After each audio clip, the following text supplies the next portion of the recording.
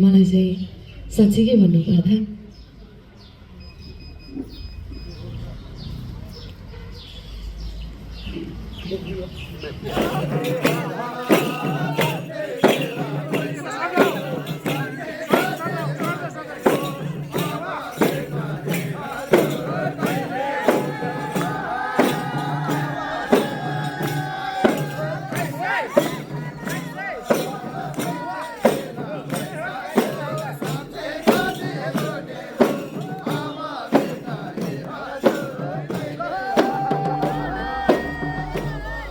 एउटा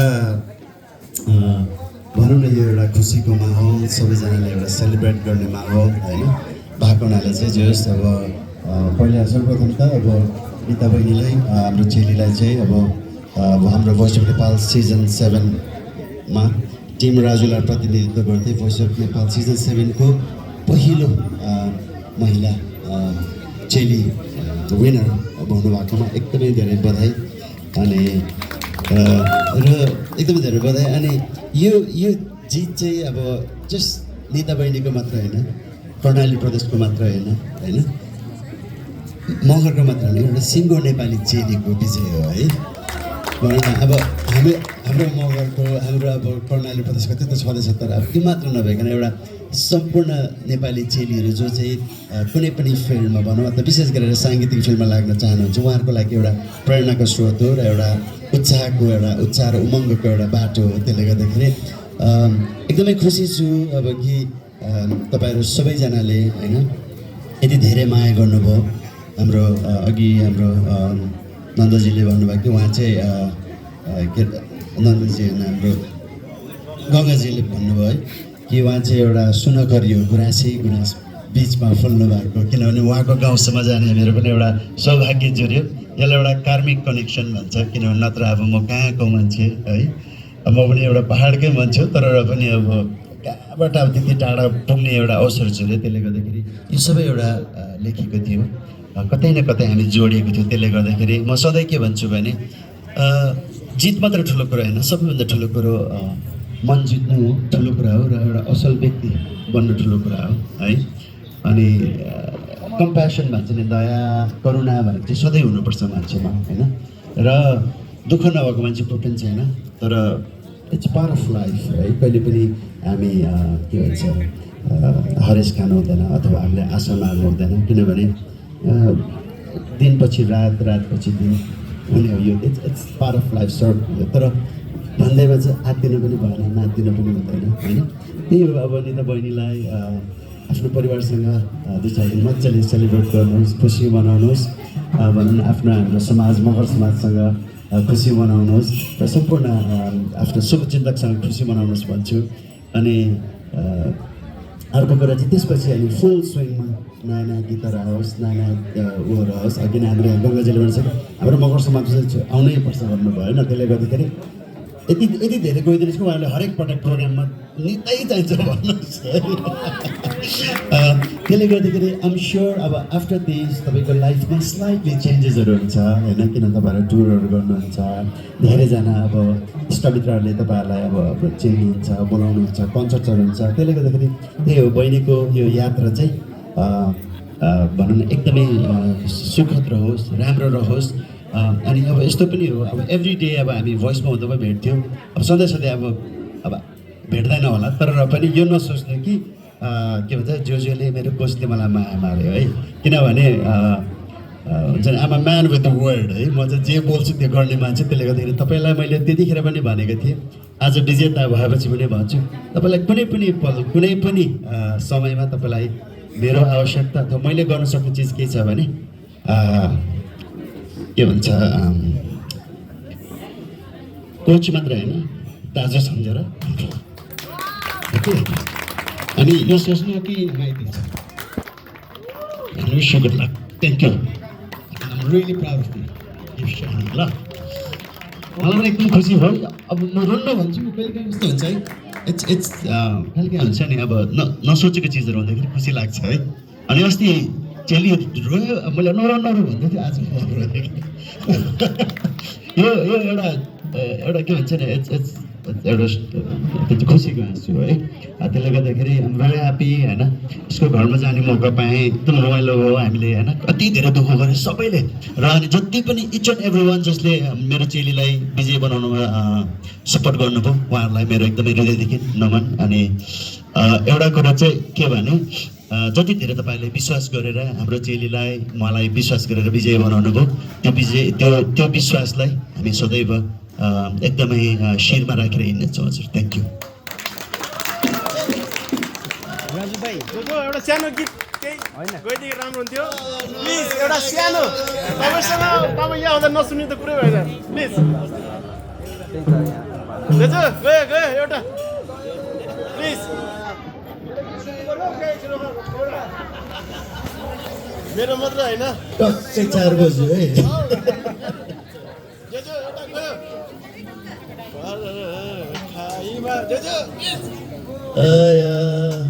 है अब अनेस्टली भन्दा कसम अब अस्ति जुन दिनदेखि हाम्रो निता बहिनी जित्नु भयो त्यो दिनदेखि हामी राम्रोसँग सुतेको पनि छैन क्या। त्यसपछि सिधै घर गयो, जाँदा 2-3 बज्यो, त्यसपछि बिहान पोखरा गयो, प्रोग्राम गरियो, बिहान फेरि 3-4-5 बजी उठेर फेरि एयरपोर्ट आयो, अहिले यहाँ आयो, फेरि भरे बेलुका जानुपर्छ है।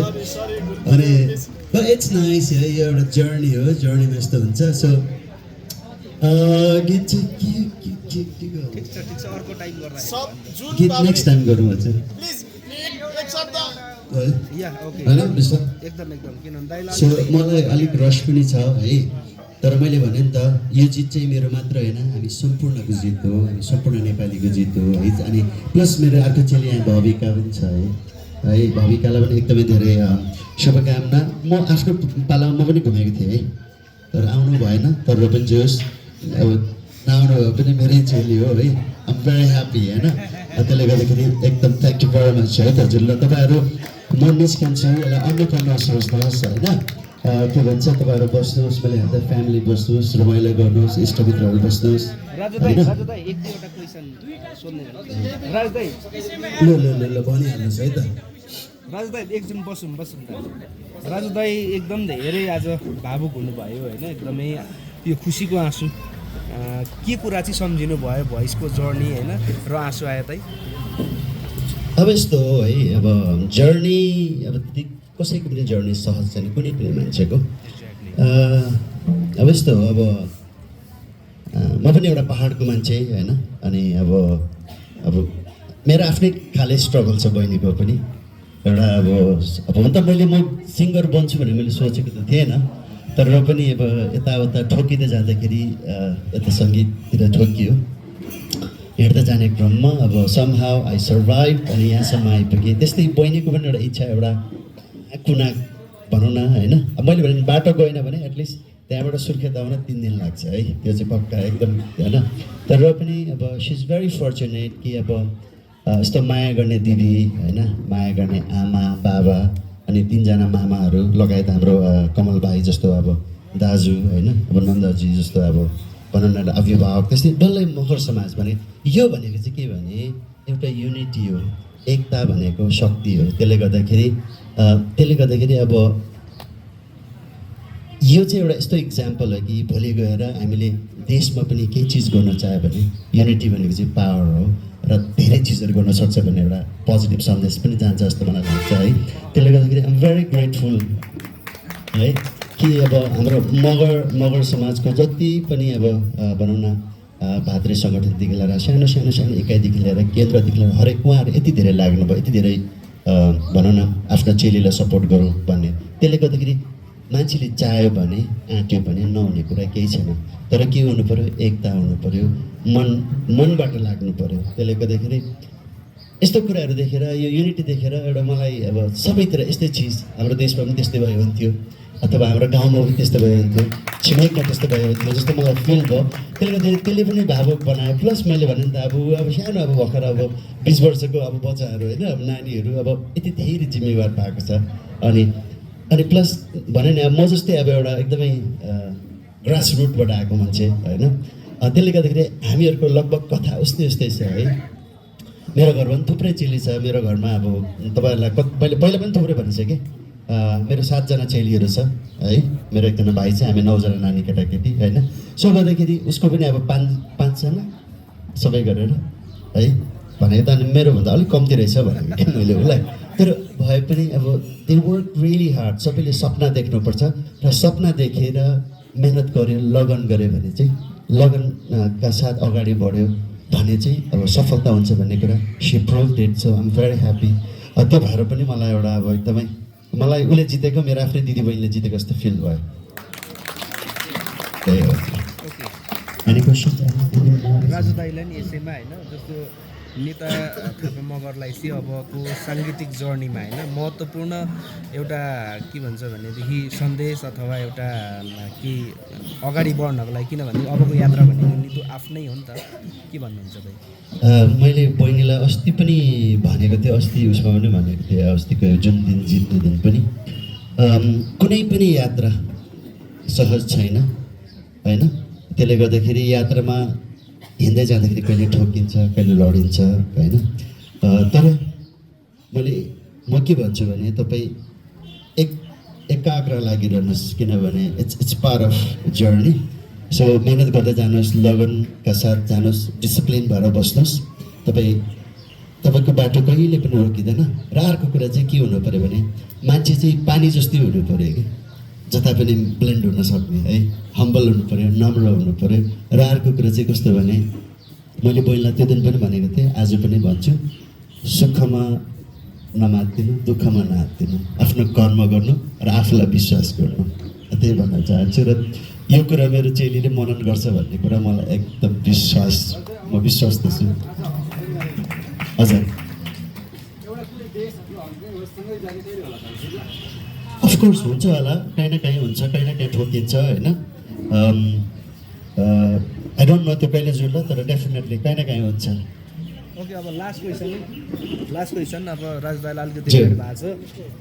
राजु दाई हुँदा हुँदै यो कुरा चाहिँ क्वेसन चाहिँ सोध्नु पऱ्यो भनेर नेतालाई चाहिँ ठ्याक्कै राजु दाईले अहिले बोल्ने क्रममा चाहिँ एउटा कोच मात्र होइन, एउटा दाजु सम्झेर पनि एउटा चाहिँ साङ्गीतिक क्षेत्रमा केही पऱ्यो भनेदेखि भन्दाखेरि त्यो वर्ड चाहिँ कस्तो लाग्यो हजुरलाई, नेतालाई क्वेसन? हजुर मलाई चाहिँ साँच्चीकै भन्नुपर्दा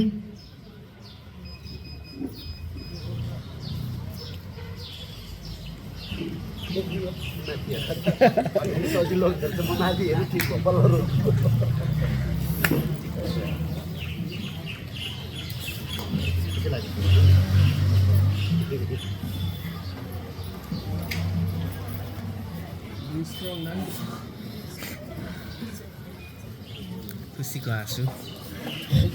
सर यो चाहिँ खुसीको हाँसु है। साँच्चीकै भन्नुपर्दा हामी सबै 16जना टिम हुँदा पनि हामी 8जना चेली थियौँ। सबैजनालाई आफ्नै सम्झेर सम्झाउनुहुन्थ्यो क्या। अझै पनि